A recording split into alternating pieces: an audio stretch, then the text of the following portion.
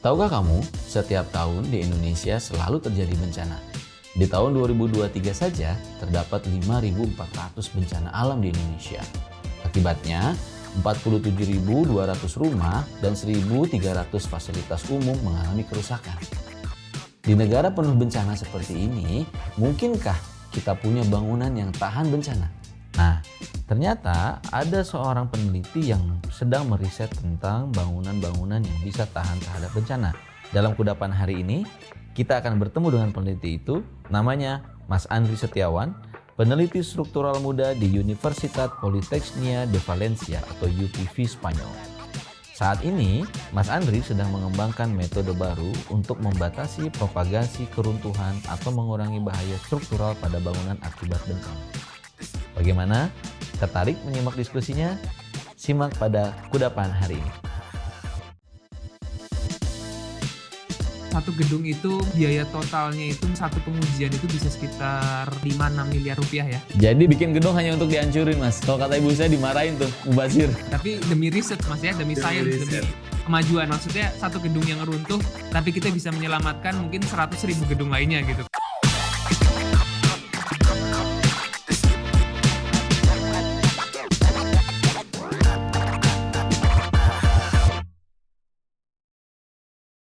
Halo Mas Andri, apa kabar? Baik Mas, Mandin apa kabar juga? Baik. Makasih nih udah mau mampir ke podcast kami di Query. Saya nggak akan langsung banyak panjang lebar lagi nih. Saya udah baca riset-risetnya Mas Andri, lalu saya juga udah cek video-videonya, itu keren banget sih. Jadi saya penasaran banget itu. Boleh nggak Mas diceritain dulu mungkin awal mulanya Mas Andri sampai akhirnya bikin riset soal bangunan tahan bencana ini, Mas? Mungkin bisa cerita background dulu nih, masa lalu dulu nih. Gimana sih, Mas? Oke, boleh Mas. Ya jadi saya kan memang dari dulu memang belajarnya bidang teknik sipil gitu ya Mas Madin. Waktu di Indonesia juga saya dari Institut Teknologi Bandung S1 S2. Waktu itu belajarnya masih cukup luas ya. Teknik sipil itu kan belajarnya nggak cuma bangunan, jembatan, tapi juga bandara, pelabuhan dan sebagainya. Nah, cuma waktu menempuh S2 dan S3 saya waktu itu di Inggris, itu memang secara lebih spesifik tentang struktur begitu kan. Rekayasa struktur, jadi kebangunan-bangunan yang kita tinggali ya, untuk bangunan apartemen, bangunan misalnya shopping center, khususnya misalnya bangunan dari beton bertulang dan bangunan baja seperti itu bangunan modern. Nah setelah itu saya juga melanjutkan penelitian saya secara lebih mendalam waktu itu di Swiss untuk bangunan tertentu ya, bangunan-bangunan tertentu, dan sekarang dilanjutkan lagi dengan penelitian saat ini di Spanyol, di Universitas Politecnica de Valencia, di mana saat ini proyeknya ini memang didanai dari dana penelitian Uni Eropa. Begitu Mas Madina. Dari dana penelitian Uni Eropa ini ada topik-topik khusus yang memang istilahnya mendapatkan perhatian ya. Khususnya kan saat ini kita dalam konteks climate change, dalam konteks geopolitical conflict di mana ada peperangan di Middle East, di Ukraine dan Rusia dan sebagainya. Jadi kita merasa bahwa ketahanan infrastruktur kita ini terhadap bencana, baik itu bencana alam maupun bencana manusia seperti itu, memang harus menjadi prioritas seperti itu Mas Madin, mungkin secara singkat. Wah, benar-benar keren. Kalau misalnya saya melihat perjalanan, jadi sebenarnya ini memang sepertinya masa depan ya. Artinya ketika kita ngomongin, kan sekarang lagi eranya nih sustainability, ya kan, ngomongin soal sustainable, ngomongin soal berkelanjutan, berkepanjangan. It seems something that kita invest untuk suatu masa depan nih kelihatannya ya. Ya, betul Mas. Jadi memang isu sustainability itu sekarang di mana-mana ya menjadi sangat penting, apalagi di konstruksi juga gitu, karena tidak bisa dipungkiri kita ini kontributor salah satu yang terbesar untuk global warming ya, jadi untuk produksi semen dan sebagainya. Jadi isu yang sekarang ini adalah sustainability, tapi di saat yang sama kita juga punya isu terkait resilience atau ketahanan begitu kan. Dan kadang yang menjadi tantangan itu adalah dua hal ini itu kadang bisa bertolak belakang begitu ya. Jadi kadang kita kalau bicara sustainability artinya kan kita harus menghemat penggunaan material, harus sebisa mungkin bisa merecycle, dan juga mendesain struktur kita sebisa mungkin seoptimum mungkin, selangsing mungkin misalnya begitu kan. Nah, di satu titik kadang kalau struktur yang terlalu optimum itu juga bisa menjadi cukup rentan begitu ya terhadap bencana seperti itu. Jadi memang yang menjadi tantangan terbesar secara global di dunia konstruksi itu adalah bagaimana mengharmonize dua hal ini gitu-gitu. Jadi sustainability, kita tetap bangun sesuatu, bangunan gedung yang ramah lingkungan misalnya, Hmm. tapi juga Wah. resilience, jadi tetap juga tahan bencana gitu. Oke, saya mau langsung masuk into the research gitu ya. Ini dipublish di nature.com. Selamat ya, itu menurut saya sangat prestis banget. Tapi mungkin bisa diceritain nih Mas, tentang risetnya itu sendiri tuh apa sih sebenarnya, apa ya objektifnya, lalu bagaimana metodologinya, lalu bagaimana hasilnya, dan mungkin bisa diceritain dalam dalam sebuah summary yang cukup menarik gitu. Saya tadi juga dengar podcastnya ada pengenaan terminologinya cicak dalam konteks bangunan ini, itu menarik banget. Mau ceritain dong Mas, gimana sih? Oke, boleh Mas Madin. Jadi fenomena yang kita coba solusikan di penelitian kita itu yang namanya progressive collapse, atau kalau dalam bahasa Indonesia itu adalah kegagalan yang sifatnya beruntun ya, seperti domino effect. Nah, fenomena ini seperti apa kalau terjadi di gedung? Nah, kita ini di tim kami sering melakukan apa ya, diseminasi komunikasi sains baik ke ahli maupun ke anak-anak kecil begitu kan. Nah, jadi kita bikin video-video peragaan yang sepertinya ini bisa menjelaskan ke orang awam. Misalnya, ini kita punya struktur ya skala kecil begitu. Lalu struktur ini itu anggaplah ini apartemen atau misalnya pertokoan yang kita tinggali. Nah, di sini ada titik di atasnya, di atapnya itu kita kasih beban misalnya. Nah, Oke. selanjutnya akan ada suatu titik di mana mungkin terjadi bencana yang tidak bisa kita duga. Contohnya ini kita ganggu nih struktur kita bebani, lalu entah terjadinya kenapa, bisa terjadi karena gempa, ledakan atau apa. Salah satu elemen utama di struktur kita ini yang kawan kami coba lepas di sini, saya post dulu ya. Jadi Ya. ini ada pilar vertikal yang kita coba lepas dari gedung. Ini tuh mensimulasikan kalau misalnya tiba-tiba ada truk yang menabrak tiang gedung, atau misalnya ada terrorist attack, ada blast dari luar gedung.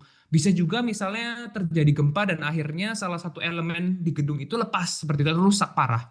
Hmm. Nah, yang terjadi itu adalah ketika elemen itu rusak, kegagalan akan mulai dan akhirnya merambat ke bagian lain gedung. Hmm. Nah, jadi ini yang namanya fenomena progressive collapse atau kegagalan beruntun.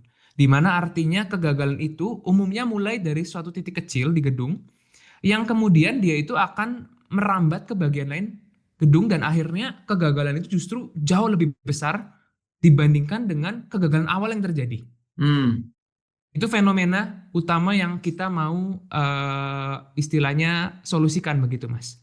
Ya. Saya kembali tutup. Oke. Nah, bagaimana kita mendesain terhadap fenomena ini begitu? Ya.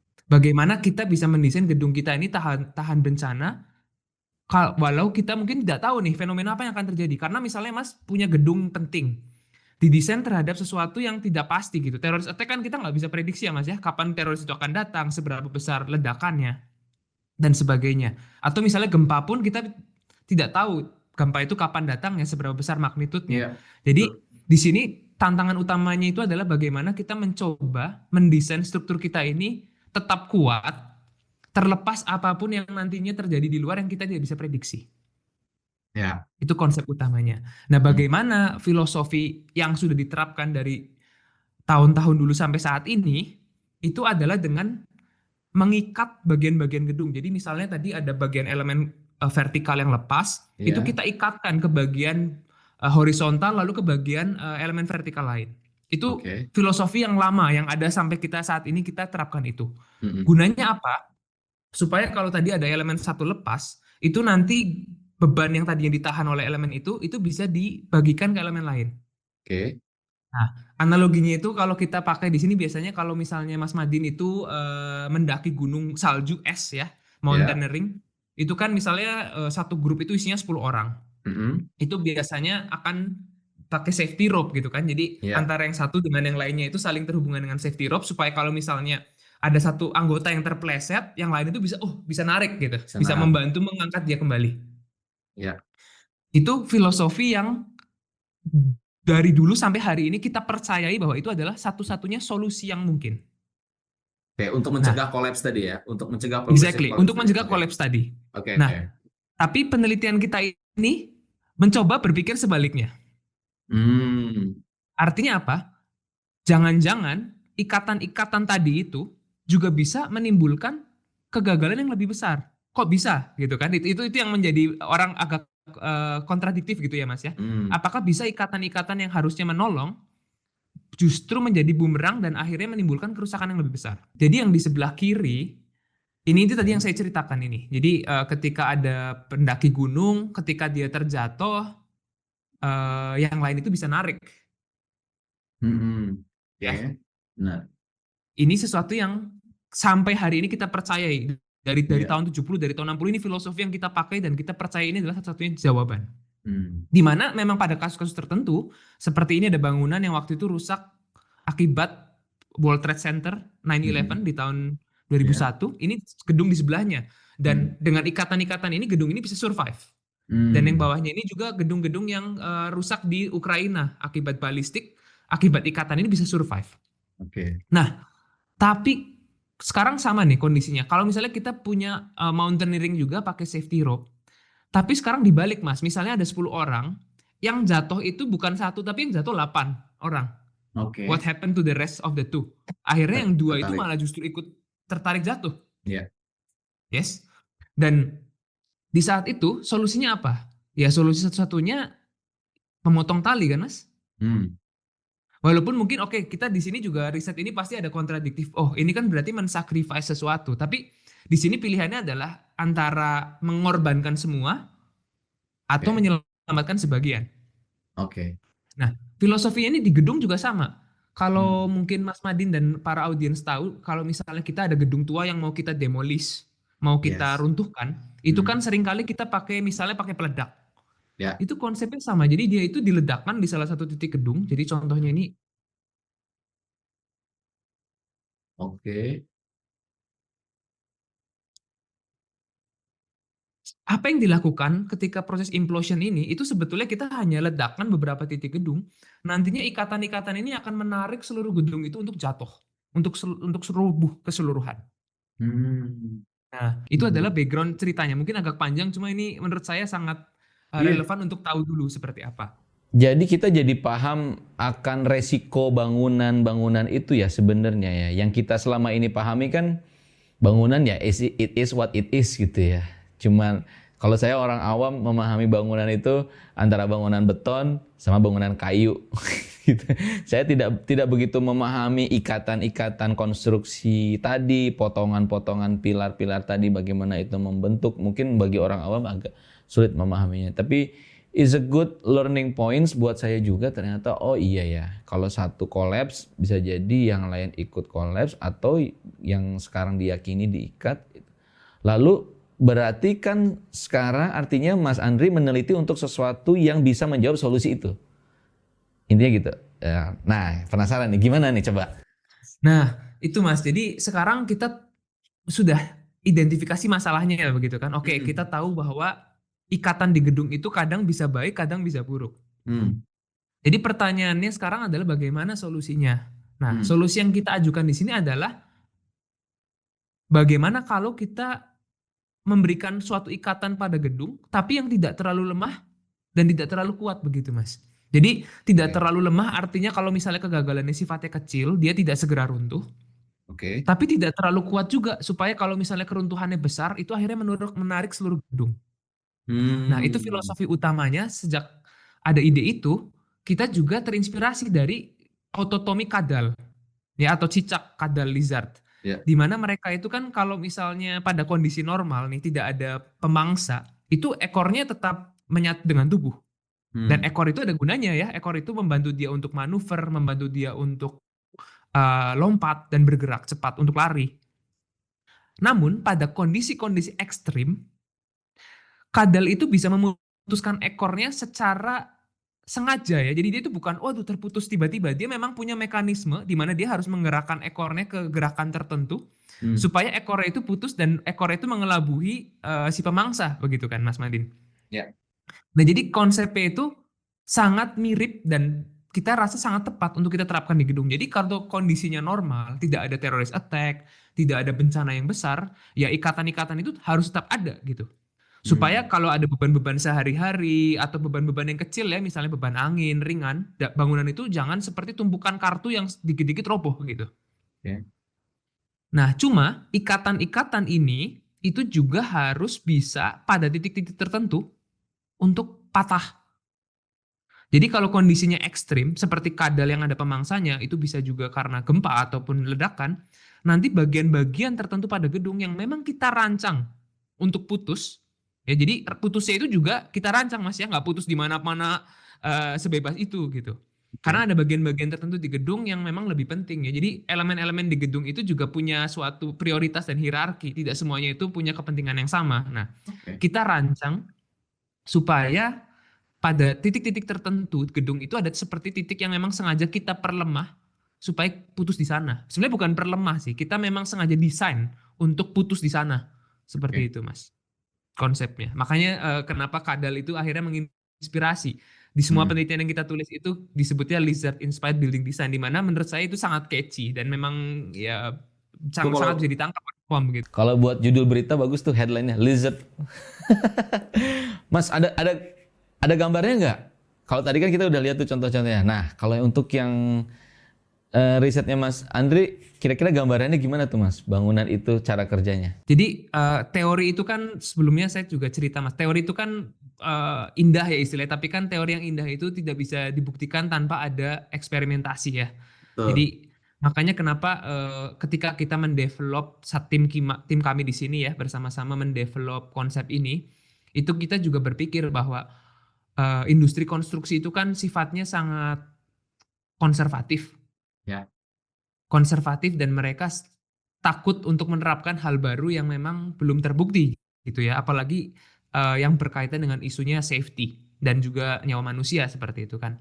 Maka dari itu kita dari awal sudah memang punya planning untuk memvalidasi teori tersebut ini dengan pengujian, dan pengujiannya ini nggak main-main, artinya skala penuh, gedung penuh dengan Hmm. ukuran besar itu kita uji langsung. Nah ini saya coba Mahal share loh. juga. Ya, mahal Mas, mahal. Satu gedung itu mungkin biaya totalnya itu mungkin satu pengujian itu bisa sekitar mungkin 5-6 miliar rupiah ya Jadi untuk kita rubuhkan. bikin gedung hanya untuk dihancurin, Mas. Yes. Itu kalau kata ibu Demi saya, dimarahin tuh, mubazir. mubazir. Nah, tapi demi research Mas ya, demi Demi science, riset. demi kemajuan. Maksudnya satu gedung yang runtuh, tapi kita bisa menyelamatkan mungkin 100.000 gedung lainnya gitu kan konsepnya. Exactly. Nah, Exactly. itu. Betul. Jadi saya coba share screen.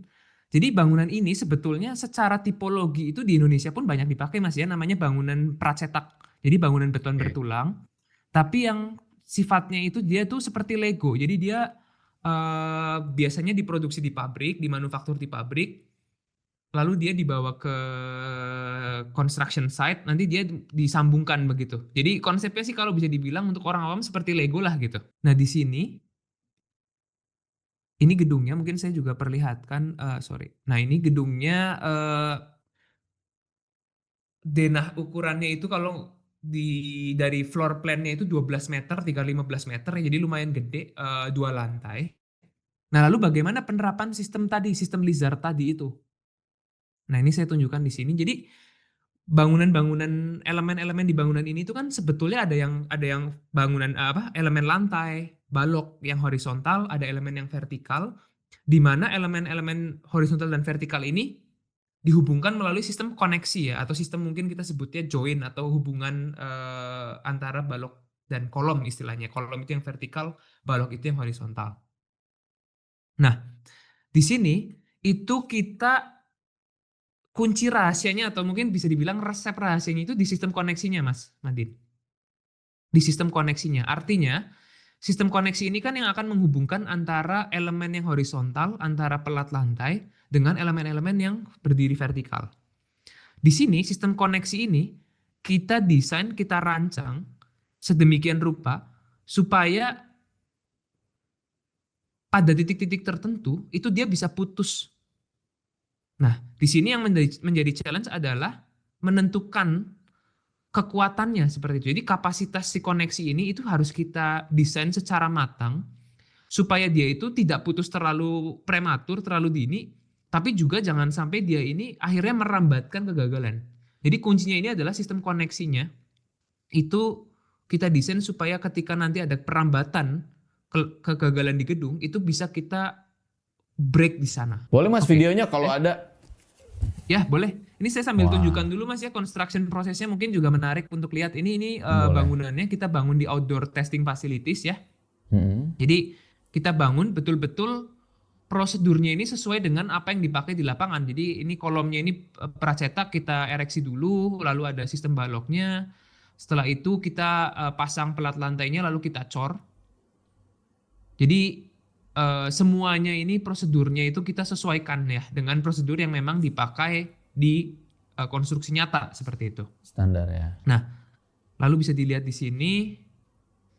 Ini adalah yang bisa dilihat mungkin ada seperti sandbag, ini adalah pasir ya, pasir-pasir yang memang kita taruh di gedung untuk mensimulasikan kondisi overloading, kondisi beban berlebih. Nah, di sini itu yang khusus itu kita ada 3 kolom. Kolom pertama, kolom kedua, kolom ketiga, itu yang memang kita rancang untuk nantinya kita lepas, Mas. Jadi kolom-kolom ini memang dari awal kita desain untuk kita lepas, untuk mensimulasikan kalau misalnya terjadi suatu bencana seperti itu. Nah, ini mungkin saya perlihatkan dulu kondisinya seperti apa. Jadi ini kolomnya ini dengan hydraulic jack yang nantinya bisa kita pressure-nya kita hilangkan, lalu kita lepas di sini. Ini adalah sistem pembebanannya.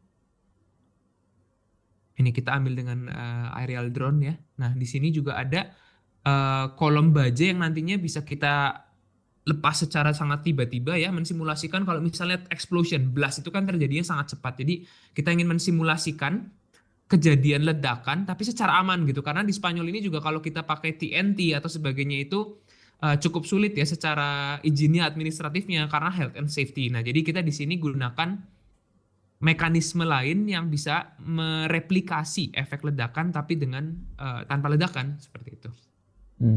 Nah, ini seperti itu gedungnya.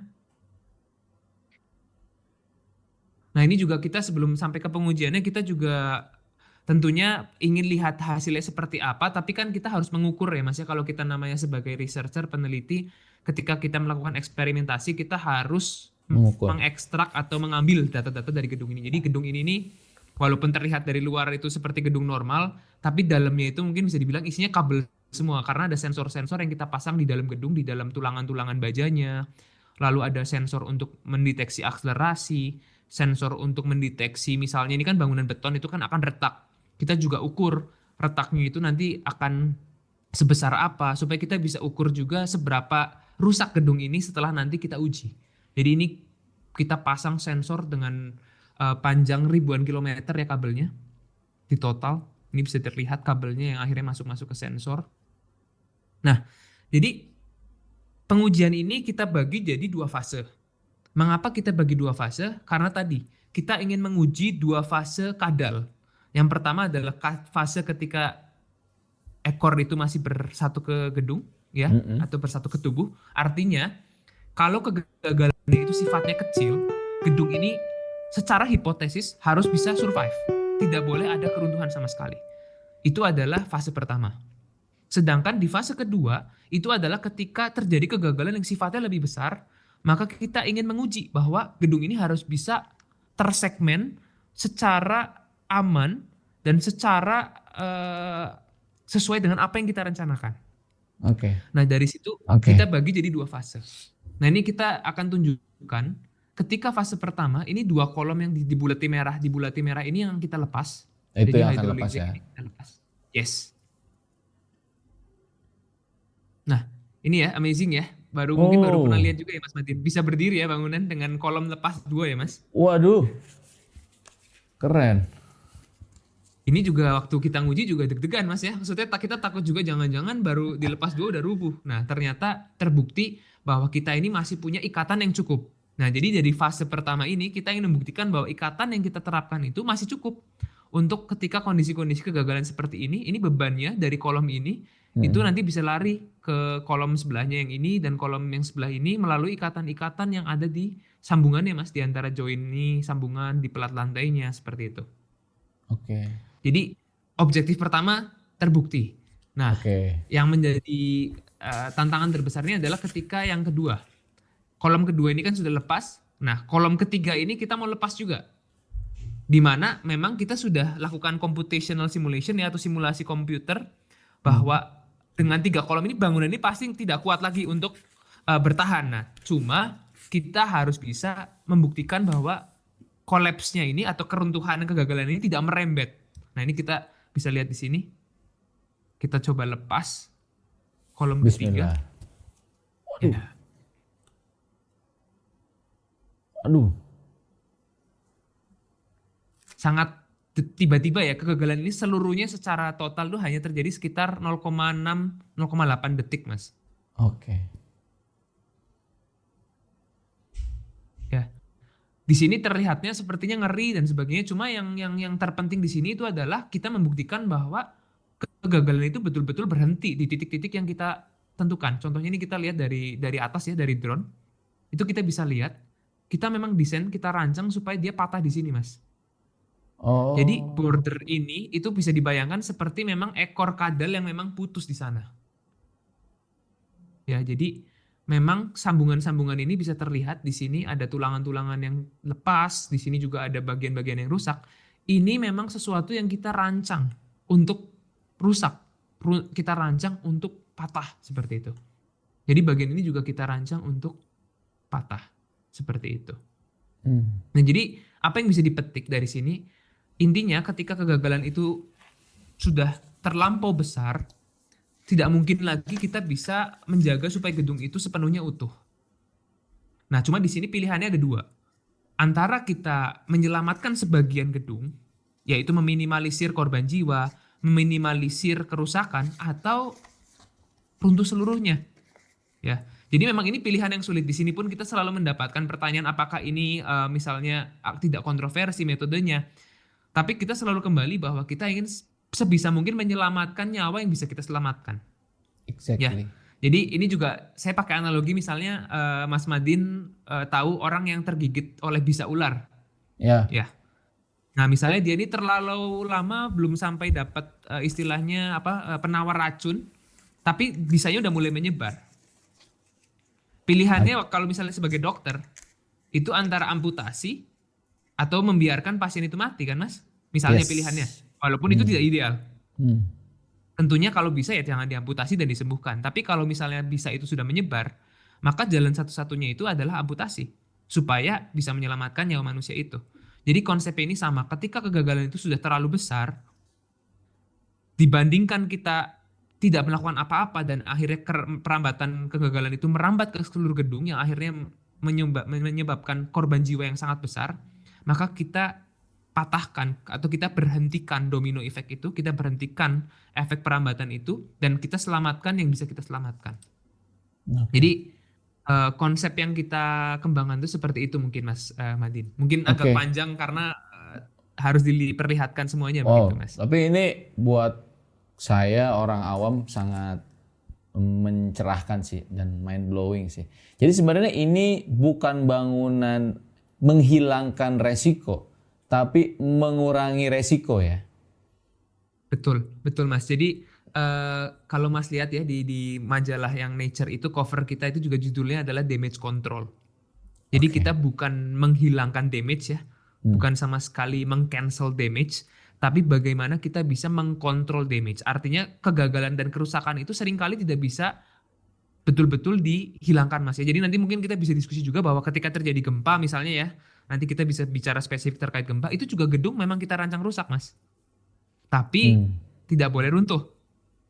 Jadi konsepnya di sini adalah kita allow atau kita izinkan damage itu terjadi, tapi kita kontrol supaya damage itu jangan sampai merambat kemana-mana dan akhirnya menimbulkan yang kita sebut katastrofik gitu. Begitu Mas. Menarik. Nah ini saya masih mau fokus di penelitiannya. Ini sudah diuji dalam berbagai kondisi dong harusnya. Terus dalam berbagai kondisi itu apakah misalkan climate gitu misalnya ini kan diuji coba di Spanyol, apakah memungkinkan dengan situasi-situasi yang mungkin di Indonesia Mas? Situasi-situasi yang sama atau ini memang berlaku untuk universal untuk semua kondisi? Oke, bagus banget pertanyaannya Mas. Jadi kalau memang dalam skop penelitian kami sifatnya ini bencananya ini universal. Bahkan kalau kita acu ke peraturan rancang bangunan itu sebetulnya kita bedakan jadi dua Mas Madin. Ada yang namanya peraturan untuk mendesain bangunan terhadap resiko yang bisa diidentifikasi ya. Jadi hazard yang bisa diidentifikasi. Contohnya misalnya gempa, kebakaran, banjir. Atau ada satu lagi peraturan yang menyebutkan bahwa ini adalah peraturan untuk resiko yang tidak bisa teridentifikasi. Di mana resiko yang tidak bisa teridentifikasi ini itu bisa apapun. Nah, kita ini mengikuti framework atau kerangka berpikir yang sifatnya universal ini. Jadi untuk resiko yang tidak bisa teridentifikasi. Artinya, apapun yang terjadi ke gedung kita, kalau misalnya kolom tadi yang kita lepas rusak, intinya perilakunya akan seperti ini Mas Madin. Jadi entah kolomnya ini tertabrak truk, ataukah kolomnya ini terbakar, ataukah kolom-kolom tadi ini terkena explosion, itu perilakunya akan tetap seperti ini gitu. Karena kita kontrol internally behavior-nya dari strukturnya, bukan dari external hazard-nya Mas. Karena external hazard itu sekali lagi kita nggak bisa tentukan ya. Seringkali ya, kalau misalnya tadi kita bilang terrorist attack, dari mana, sudut mana yang gedung, sisi mana gedung yang akan diledakkan, kita nggak tahu Mas. Apakah itu dari sudut corner, apakah itu dari bagian tepi, apakah itu dari dalam, misalnya tiba-tiba bomnya itu ditanam dari dalam. Artinya kita harus bisa mendesain gedung kita ini untuk kondisi yang tidak bisa kita rancang. Jadi itu memang cukup sulit ya untuk dimengerti karena hazardnya, risknya, resikonya pun itu kita nggak bisa tebak seperti itu. Benar, Mas. Ini agak sedikit awam misalnya. Dalam gambar tadi, apakah saya aman untuk berasumsi bahwa akan ada area yang aman, akan ada area yang dikorbankan gitu? Lalu tadi kalau bilang kita tidak pernah bisa memprediksi dari mana datangnya bencana itu datangnya, bagaimana Mas Andri bisa memilah-milah area ini yang akan kita patahkan, yang akan kita putuskan gitu cicaknya, ekornya, dan area mana yang tidak dan area mana yang aman gitu. Lalu pendapat awam saya juga, jangan-jangan berarti si manusia yang akan menempati gedung itu boleh nggak milih, gue di area yang aman deh, dengan area yang dipatahin gitu. Ini stupid question sih, tapi mungkin bisa dibantu. Itu pertanyaan yang sangat bagus Mas Madin. Karena sejujurnya kita di sini ada beberapa kali workshop dengan expert yang kita undang dari Amerika, dari Australia dan sebagainya. Kita 2 kali dapat pertanyaan yang sama. Mereka bahkan bilang kayak, imagine if your family lives in that part. Jadi dia bilang bagaimana kalau keluarga Anda yang tinggal di bagian yang disacrifice itu. Apakah itu masih ethics? Nah jadi ada 2 jawaban Mas. Yang pertama, sebetulnya kita tidak menentukan part mana yang kita sacrifice, part mana yang kita selamatkan, itu tidak. Karena tergantung part mana itu yang terkena serangan Mas. Ya. Jadi kalau tadi dibalik, artinya ledakan itu berasal dari mirrornya, dari cerminnya, dari yang sebelah satunya, artinya kan berarti yang tadi yang kita lindungi yang selamat Mas. Jadi pertama itu, yang jawaban pertama adalah kita tidak menentukan mana yang kita selamatkan, mana yang tidak, karena itu sangat tergantung dependen dari gangguannya, disturbance-nya atau resiko ini datang dari mana. Intinya kita mengisolasi di mana resiko itu muncul. Jadi badan kita bisa tersengat ular dimanapun, intinya di mana itu disengat itu kita potong. Itu jawaban pertama. Yang kedua, tentunya kita juga tentukan Mas ukuran dari segmen yang kita sacrifice. Nah ini yang penting. Karena misalnya kita punya gedung, bayangin mungkin misalnya di shopping center lah. Shopping center itu kan floor plan-nya gede banget ya Mas Madin. Floor plan-nya gede banget. Nah itu kan kita selalu dapat pertanyaan, lalu seberapa besar nih part atau segmen atau blok yang kita izinkan untuk kita sacrifice gitu. Apakah 10 kali 10 meter, apakah 5 kali 5 meter, apakah 6 kali 6 meter. Karena itu kan sangat menentukan nanti akhirnya berapa banyak korban jiwa yang bisa kita selamatkan dan yang akhirnya tidak bisa kita selamatkan. Nah, di sini itu kita perlu melakukan yang namanya analisis resiko Mas. Jadi risk analysis. Nah, ini yang memang cukup kompleks ya, karena ini tergantung dari kepentingan gedungnya. Kalau misalnya Mas Madin desain bangunan yang umum ya, shopping center atau sebagainya, mungkin tingkat resikonya itu tidak terlalu rendah. Tapi kalau misalnya kita desain bangunan seperti Pentagon atau bangunan seperti Gedung Putih, maka tentunya angka resikonya itu sangat berbeda dengan bangunan-bangunan yang sifatnya umum. Nah, jadi di sini memang para engineer ya, para perancang itu nantinya harus berdiskusi dengan pemilik gedung dan pemilik kepentingan juga untuk menentukan seberapa besar resiko yang Anda akan mampu untuk terima atau Anda untuk izinkan begitu, Mas. Jadi skala seberapa resikonya besar, itu seberapa bisa kecil. diatur. Bisa diatur. Oh. Karena kalau misalnya kita punya gedung, itu misalnya let's say kita bisa bagi jadi beberapa blok kan. Misalnya kita punya 10 meter kali 10 meter, kita bisa bagi jadi 2 kali 2 atau misalnya 2,5 kali 2,5. Jadi harusnya jadi 4 blok atau jadi 3 blok. Itu nanti kan berarti yang bisa collapse itu sebesar blok yang kita izinkan itu, Mas. Oke. Ya. Jadi ukurannya itu kita tentukan sendiri, tapi juga itu tergantung dengan nilai resikonya. Lalu juga ada misalnya ruangan-ruangan khusus yang memang lebih penting atau memiliki nilai ya kepentingan lebih tinggi, misalnya ada bahan-bahan eksplosif di sana atau sebagainya, itu kita juga bisa lakukan desain rancang khusus gitu, bahwa di titik ini itu nggak boleh sampai kegagal apapun yang terjadi, itu bisa juga, Mas. Artinya nilai resiko itu berhubungan erat dengan skala prioritas si pemilik gedung. Betul. Dan itu akan berdampak pada cost. Betul. Maksudnya semakin besar volume yang akan diselamatkan, semakin besar pula cost yang akan keluar untuk mendesain itu. Betul, Mas. Sangat Efeknya betul, sangat betul. Jadi kita melakukan yang namanya analisis cost benefit ya, jadi keuntungan dan juga cost. Artinya seberapa besar keuntungan yang bisa kita dapatkan dengan melindungi gedung ini dari keruntuhan, dibandingkan dengan seberapa besar cost yang kita keluarkan untuk mengimplementasikan sistem ini, begitu, Mas. Nah, itu yang kita harus imbangkan tuh. Ada kondisi-kondisi yang memang akhirnya cost-nya jauh lebih tinggi, tapi memang ini gedung yang penting, maka kita tidak bisa, ya udah gitu, gimana lagi. Misalnya cost-nya lebih tinggi, ya udah. Tapi ada juga misalnya bangunan-bangunan yang mungkin nilai kepentingannya lebih rendah, yang tingkat okupansinya tidak terlalu tinggi. Ya misalnya kita bangun gedung-gedung yang tidak terlalu banyak dihuni manusia ya, misalnya storage atau data center atau seperti apa, ruang penyimpanan, maka kan mungkin resikonya tidak setinggi kalau ada manusia yang tinggal di sana. Betul. Nah, artinya di sini mungkin kita bisa adjust supaya benefitnya itu lebih tinggi dibanding cost-nya. Jadi ini memang kita bisa istilahnya mainkan lah ya secara engineering begitu, Mas. Artinya kalau misalnya saya punya banyak modal dan punya banyak uang, saya bisa membuat ini 100% relatif safety. Karena resiko tadi bisa ditanggulangi dengan cost-nya.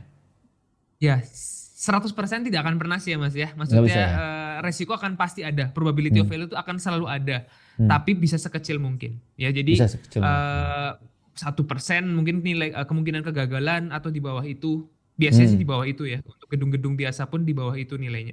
Tingkat kegagalan itu di bawah itu. Cuma misalnya intinya, saya nih Federal Reserve nih, saya harus menyimpan cadangan emas punya Indonesia, nggak ada lagi di dunia ini. Artinya elemen safety-nya pasti jauh lebih besar daripada cost. Betul Mas. Jadi kalau saya jadi ingat analogi yang sering dipakai oleh profesor probabilistik saya waktu itu ya di ITB. Jadi misalnya kita punya satu kotak isinya bola putih sama bola merah. Ya. Bola putih itu misalnya kalau kita ambil artinya struktur kita selamat, tapi kalau kita ambil randomly, bola merah artinya struktur kita runtuh. Misalnya. Kalau awalnya kita tidak pakai sistem perancangan ini, misalnya kita let's say ekstrim ya, ini 50-50. Jadi ada 50 bola merah, 50 bola putih. Artinya kita ambil, tutup mata pun kemungkinan kita selamat tuh 50%, kemungkinan kita gagal atau collapse 50%. Nah, dengan sistem ini, itu kita tidak bisa menghilangkan bola merah yang gagal, tapi bisa menambahkan bola putih. Ya, jadi kalau tadinya 50-50, kalau sekarang 50 ini nggak bisa kita hilangkan nih. Probability of failure itu akan selalu ada. Nah, kita tambahkan bola putihnya. Sekarang instead of 50-50, misalnya kita jadi 950 bola putih, 50 bola merah. Ya, jadi kalau sekarang kita randomly ambil kejadian ekstrim yang kita nggak tahu, kita lihat, chance untuk dapat bola putih lebih besar kan Mas. Ya, benar. Jadi itu Wah, konsepnya. Intinya semakin kita banyak taruh bola putih di sana, ya struktur kita semakin aman gitu. Tapi bola merahnya tidak akan pernah hilang karena resiko itu akan selalu ada. sekarang kalau kita tarik ke Indonesia kan karakteristiknya kan lebih sering bencana, terutama gempa ya Mas. Jadi Betul. kalau kita spesifik ngomongin gempa, probabilitas si arsitektur ini secara kekuatan bagaimana? Apakah dia ada range? Misalnya kalau skala Richternya segini akan segini, atau collapse-nya akan begini, ada nggak analisisnya kayak gitu? Ya, jadi kalau kita bicara secara umum dulu ya Mas ya, maksudnya terlepas dari riset saya, kalau dari gempa itu kita nggak cuma gempa sih sebetulnya, bencana-bencana lain bahkan banjir pun, mungkin yang paling gampang dari banjir dulu deh. Di Jakarta itu kan sering ada yang bilang kayak banjir 10 tahunan, banjir 5 tahunan ya, banjir 50 tahunan. Nah, gempa itu sebenarnya juga sama Mas Madin. Cuma memang perspektif masyarakat kita itu istilahnya sering kali mungkin bicaranya mungkin kayak di brainwash ya, bahwa oh magnitude itu angka yang paling penting ya. Sering kali kita kan bilang oh magnitude 7, magnitude 8. Padahal kalau di lingkungan kita ini engineering kayak perancang, sebenarnya kita nggak pakai angka magnitude Mas. Oh, oke. Yang kita pakai itu adalah periode ulang gempanya Mas. Jadi apakah ini kita rancang gedung ini kita terhadap gempa 100 tahun, atau terhadap gempa 500 tahun, Oke. atau terhadap gempa 2500 tahun misalnya. Nah, sebagai informasi di Indonesia peraturan bangunan kita itu mengadopsi sama dengan peraturan di Amerika. Di mana kita mendesain bangunan kita ini terhadap gempa 2500 tahun Mas. Jadi gempa yang terjadinya itu hanya probability-nya, kemungkinan itu 1 kali dalam 2500 tahun. Kalau kita coba konversi lah ya secara kasar angka ini ke magnitude, itu ya mungkin di atas 7 lah Mas gitu. Itu 7. konversi kasar ya, karena sebetulnya 2 unit yang ini juga mungkin untuk mencerdaskan masyarakat kita bersama ya, untuk mengklarifikasi hal-hal yang salah. Magnitude itu sebenarnya ukurannya itu energi. Artinya seberapa besar patahan yang bisa dikumpulkan energinya di sana itu yang dilepas. Jadi itu tergantung patahannya seberapa panjangnya sebetulnya itu energinya. Tapi itu sebetulnya nggak terlalu merepresentasikan kerusakan yang terjadi gitu. Karena yang paling penting itu adalah misalnya seberapa dekat daerah Mas ini terhadap patahannya gitu, itu lebih penting kan misalnya. Nah, atau seberapa seberapa besar seberapa dekat epicenter itu ke permukaan tanah dan sebagainya. Nah, jadi gempa itu sebenarnya cukup kompleks ya. Saya sendiri tidak mendalami dalam hal geologinya. Tapi intinya sebetulnya parameter itu banyak. Kita nggak bisa bilang bahwa gempa ini, bahwa skala 7 itu akan selalu sama dimanapun. Benar. Tergantung apakah itu di tengah laut, apakah itu next to the big city, itu akan beda sekali dampaknya seperti itu. Nah, Jakarta, Bandung dan sebagainya ya, Indonesia lah ya, secara umum didesainnya itu terhadap gempa 2500 tahun sekali. Seperti itu Mas Madin. Jadi sebenarnya si arsitektur desain ini bisa eligible untuk di Indonesia lah, intinya gitu ya Mas ya? Aman ya, harusnya jadi, bisa ya? Ya, desain yang kita kembangkan di penelitian kita ini juga salah satu kriteria utama yang belum saya sebutkan tadi adalah harus juga bisa tidak ada konflik dengan rancangan terhadap hazard lainnya Mas. Jadi kalau misalnya gedung, let's say gedung awalnya sudah didesain terhadap gempa, sudah didesain terhadap banjir, terhadap api. Artinya ketika kita menerapkan sistem tadi, sistem segmentasi tadi, itu kita pastikan supaya perilakunya ini jangan sampai berubah. Jadi dia akan tetap bisa berperilaku sebagaimana mestinya terhadap beban-beban atau bencana lain. Jadi intinya, Mas. Kalau di Indonesia diterapkan, ini bagaimana cara orang biasa untuk mengakses ini Mas? Misalnya kita mau mulai mendesain pakai ini nih, atau mungkin renovasi bangunan yang existing, apakah memungkinkan juga? Gimana cara mengaksesnya penelitian? Oke, ya jadi kalau yang pertama konsep ini sebetulnya sekali lagi ini masih yang bisa disebutnya masih dalam tahap apa ya istilah teknologi readiness level. Jadi kan ada teknologi yang baru ditemukan, ada teknologi yang sudah mature, sudah matang begitu Mas ya. Nah, konsep yang kita kembangkan dalam penelitian ini kalau bisa kita bilang itu dia itu masih dalam sifatnya riset. Ya, jadi Oke. artinya penerapan sudah berhasil dalam satu pengujian, tapi kan baru ke satu gedung. Kalau ke gedung lain misalnya bangunan baja, bangunan kayu dan sebagainya itu kan juga belum ada pengujiannya misalnya. Ya. Jadi yang pertama itu memang konsep ini masih sangat baru, jadi kita masih perlu beberapa tahun ya, puluhan tahun bahkan untuk mematangkan supaya konsep ini tuh bisa masuk ke peraturan, Mas. Jadi yang Oke. paling pertama kalau bagaimana di Indonesia atau bahkan di Eropa pun lah ya, di saat ini kan belum ada yang pakai. Hmm. Belum ada yang pakai sama sekali karena ini konsep yang baru lahir istilahnya. Jadi Hmm. konsep yang baru lahir ini pasti harus dikritisi dulu, diteliti dulu resikonya apa. Kayak misalnya Mas inilah menemukan vaksin ya Mas ya. Hmm. Sama lah. Ya vaksin kan mungkin ketemu juga nggak langsung dites ke manusia kan gitu kan. Jadi kita Betul. sama penelitian itu juga akan melewati tahap-tahap pematangan, tahap-tahap validasi. Jadi goal kita pertama ini adalah menemukan filosofi baru. Nah dari filosofi baru ini nanti akan dikaji dulu oleh para peneliti, dilihat limitationnya apa, keterbatasannya apa, masuk ke peraturan. Nah ketika sudah Oke. masuk ke peraturan, baru bisa masuk ke penerapan begitu Mas. Jadi tahapannya itu pasti akan masuk ke peraturan dulu. Oke. Tapi kalau kita ngomongin diferensiasinya gitu, si teknologi desain ini dengan teknologi-teknologi yang sebelumnya ini, saya juga kurang paham. Tapi setidaknya ketika kami coba tanyakan, kan di Jepang tuh suka ada beberapa teknologi yang lain ya. Terus saya pernah lihat di sebuah film dokumenter gitu, ada monolithic domes, ada air dancing, seismic isolator house gitu-gitu. Kira-kira diferensiasinya di mana sih Mas? Kalau ini sama Ya. yang lain? Siap-siap Mas Madin. Jadi sebetulnya memang kalau yang tadi Mas sebutkan itu semuanya spesifik untuk gempa ya. Jadi yang pertama itu memang di Jepang itu banyak sekali inovasi-inovasi yang kita sebutnya sebagai sistem peredam gempa. Oke. Misalnya seismic isolator. Itu pun dari yang Mas sebutin tadi itu cara kerjanya beda-beda semua sebetulnya. Oke. Ada yang menyerap energi, ada yang memutus transfer energi dan sebagainya. Jadi tanpa harus kita terjun dalam ke teknis, intinya mereka ini yang pertama spesifik untuk gempa, tapi tidak dirancang untuk bencana lain, Mas. Jadi kalau misalnya tadi isolator, itu kalau misalnya terjadinya itu kebakaran atau banjir ya dia tidak akan berfungsi, Mas. Intinya seperti itu. Itu yang paling simpel. Jadi dia itu Oke. hanya berfungsi sesuai dengan ya apa yang dia dirancang yaitu untuk gempa. Oke. Nah, kalau teknologi yang kita kembangkan sekali lagi itu sifatnya adalah universal. Dan itu bisa disebut misalnya suplemen lah ya. Mungkin itu suplemen kayak vitamin. Jadi kita memperkuat gedung kita dari dalam supaya kalau ada penyakit apapun dari luar, kita nggak tahu penyakitnya apa, apakah itu virus, apakah itu bakteri, tapi intinya kita bisa membuat daya tahan gedung kita ini lebih kuat terlepas bencananya apa. Jadi mungkin satunya general, satunya spesifik. Itu yang paling kontras dari dua itu sih Mas. Oke, make sense.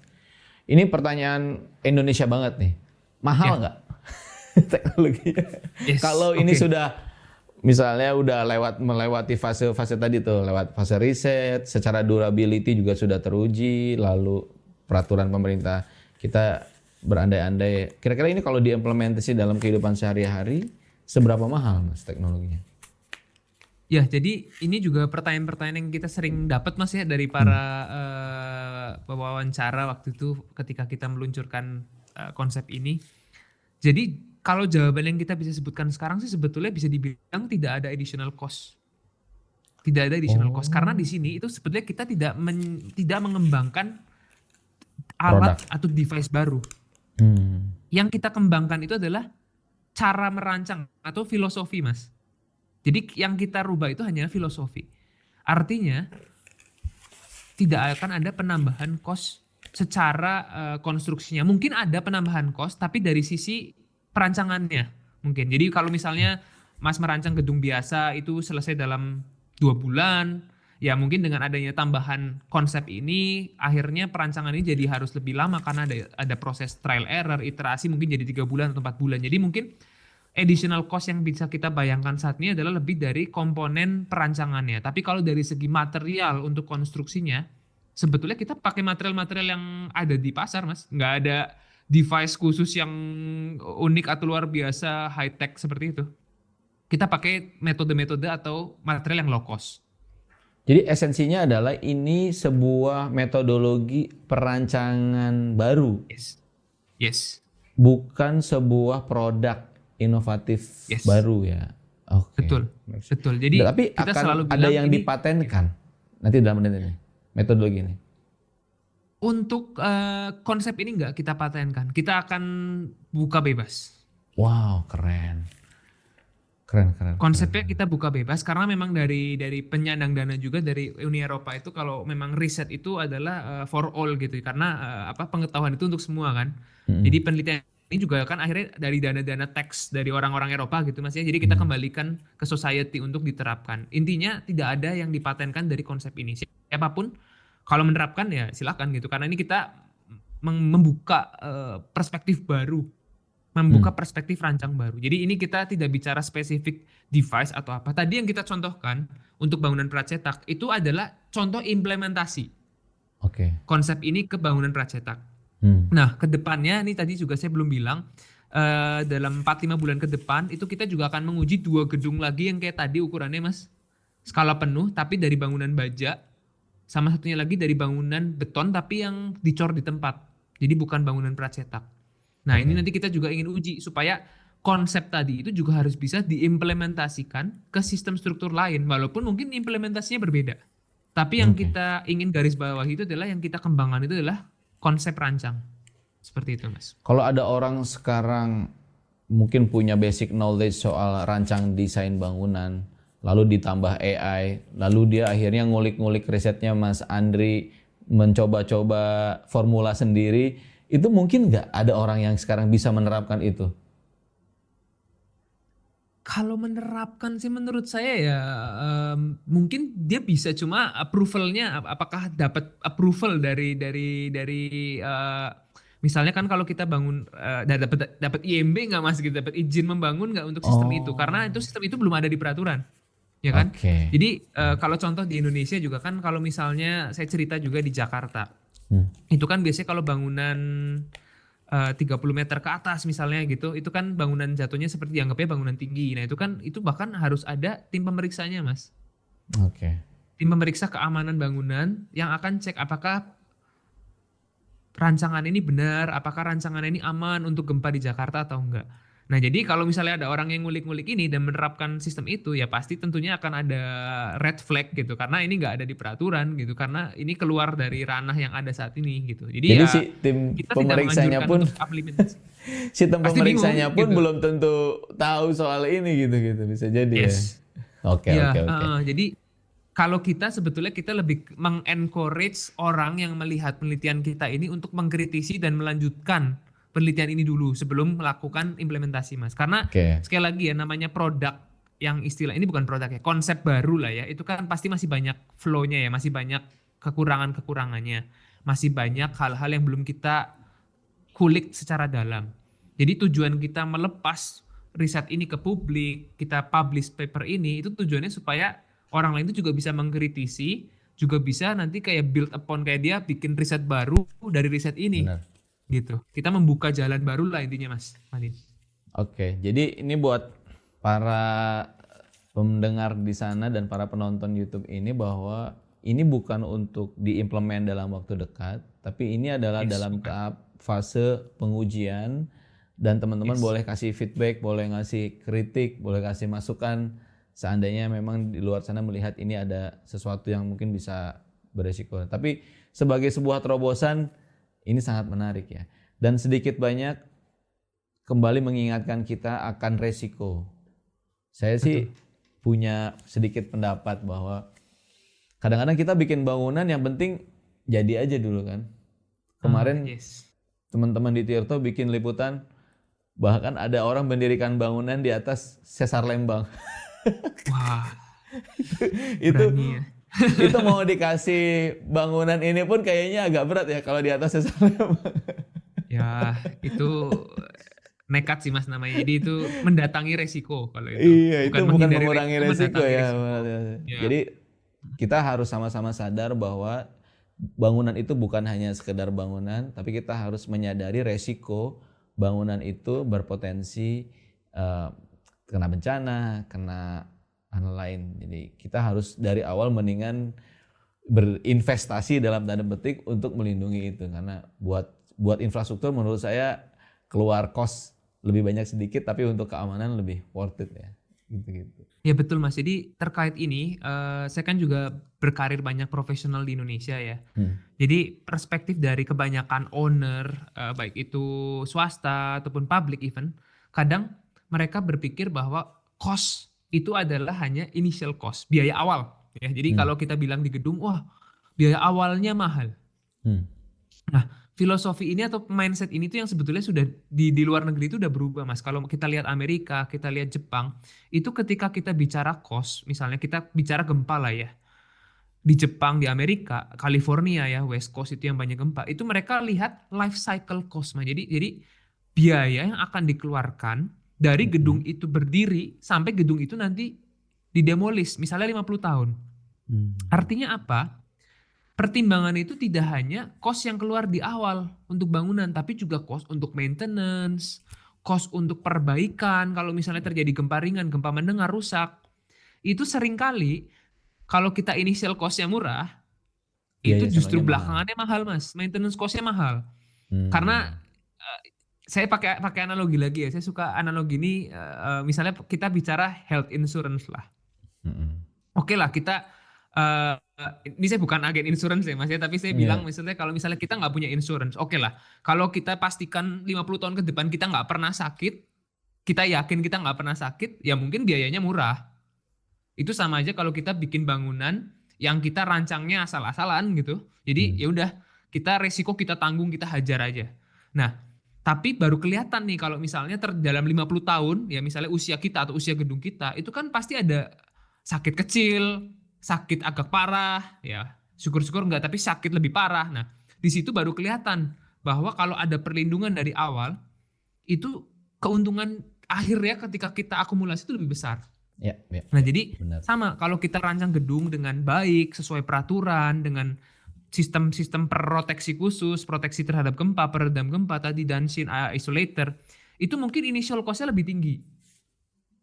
Ya tinggi mungkin 10% lah, 15% maksimum. Tapi kalau kita lihat secara 50 tahun ketika terjadi gempa, gedung yang lain rusak, yang lain roboh, yang lain nggak bisa beroperasi, gedung kita bisa tetap beroperasi. Itu selisih cost-nya gede Mas ya. Kalau misalnya kita bicara shopping center deh. Atau misalnya hospital lebih gila lagi. Hospital yang satu rusak parah, butuh diperbaiki, tidak bisa beroperasi setengah tahun. Ya kita nggak bicara cuma hilang secara cost, tapi juga service, ya kan? Berapa nyawa yang nggak bisa kita tolong, berapa nyawa yang nggak bisa kita rawat dari sana. Itu kalau kita hitung secara 6 bulan itu kan luar biasa besar ya dibandingkan dengan hanya biaya tambahan di awal begitu. Jadi mindset ini yang saya dan tim juga dan dari company saya ini juga berusaha untuk introduce gitu ke owner ya, mungkin siapa tahu kalau ada penonton di sini yang melihat ini, semoga bisa terbuka pikirannya bahwa kalau Anda tinggal di gedung ya pengennya yang safe dong gitu, supaya jangan dikit-dikit kena gempa rusak, retak semua dinding, jangan sampai ada yang rubuh. Kita pengennya 50 tahun ya jangan rusak gitu Mas. Itu yang perspektif yang kita harus rubah. Aku mulai dapat gambaran ini sekarang tentang fenomena ini. Tapi Mas, mumpung kita lagi ngomongin soal bangunan, aku mau tanya deh, nasihat apa yang paling overrated terkait orang pada saat membangun, yang menurut Mas itu salah, yang sering dilakukan di Indonesia?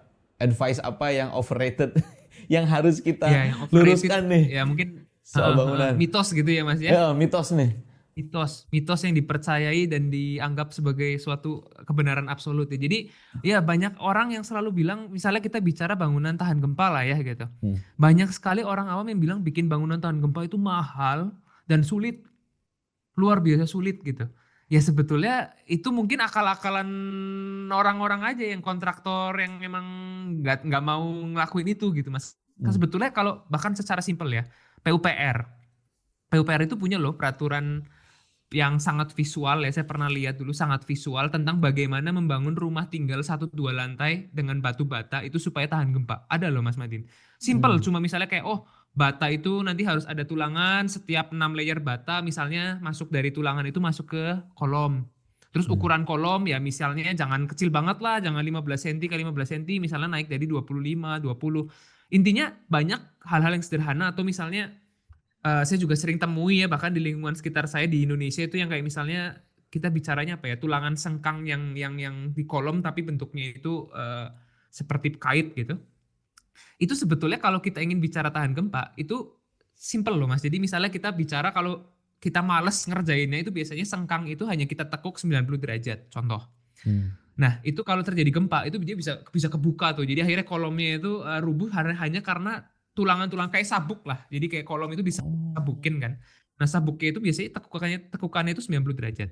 Nah kalau menurut peraturan gempa itu sebenarnya kita hanya perlu tambah dikit lagi jadi 135 derajat. Jadi kita tekuk lebih dalam supaya dia itu nggak bisa kebuka keluar gitu Mas. Sesimpel itu.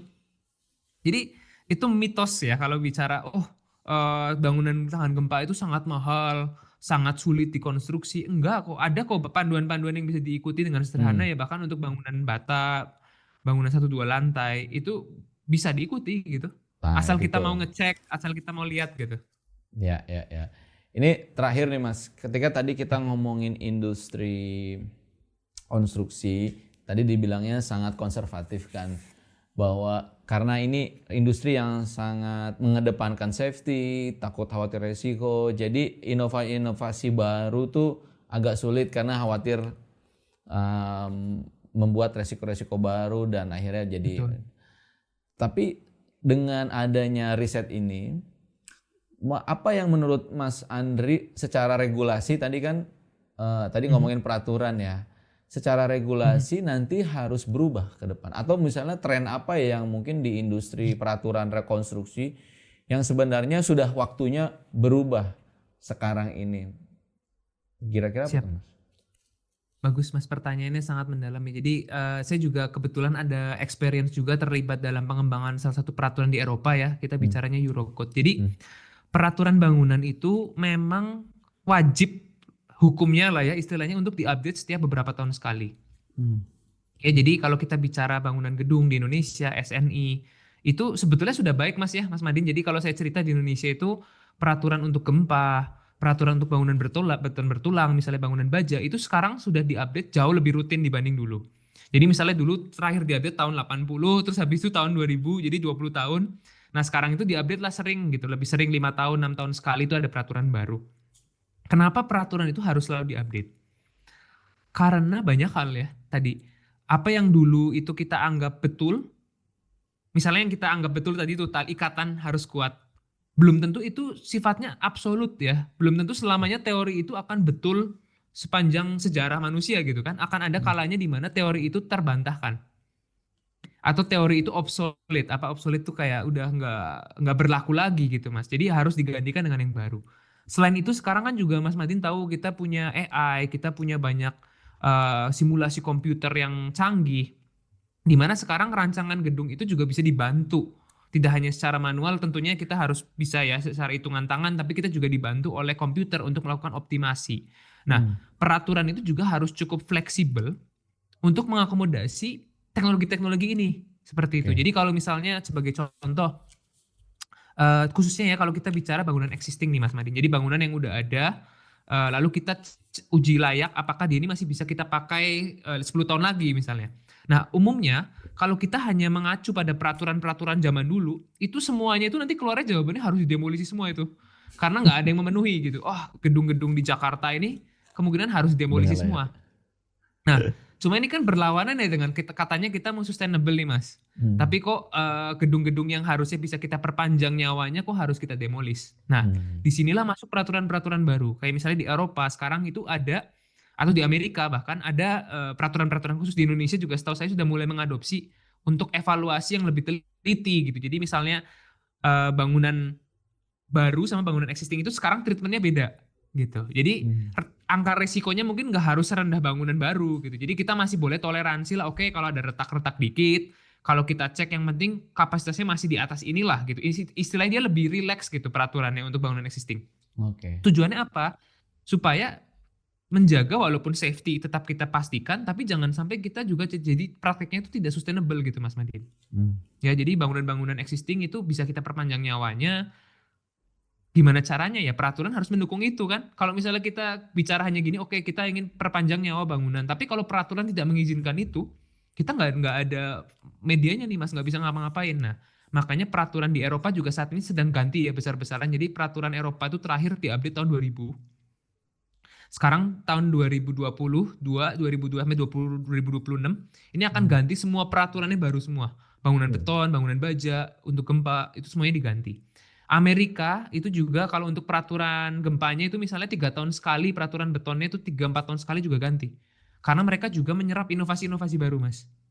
Ya, misalnya ada material baru yang lebih ramah lingkungan, material baru yang misalnya sekarang beton tadinya harus selalu dari batu kerikil yang fresh, sekarang boleh recycle. Ini contoh aja ya, banyak penelitian juga di Eropa, Amerika yang bangunan lama yang sudah didemolis, dihancurin lagi batunya, dipakai untuk bikin beton baru.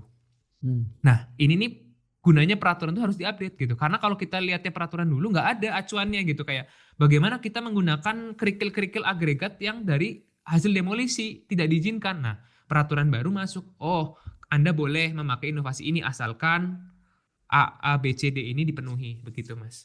Itu perspektif saya. Jadi memang peraturan itu harus selalu diupdate.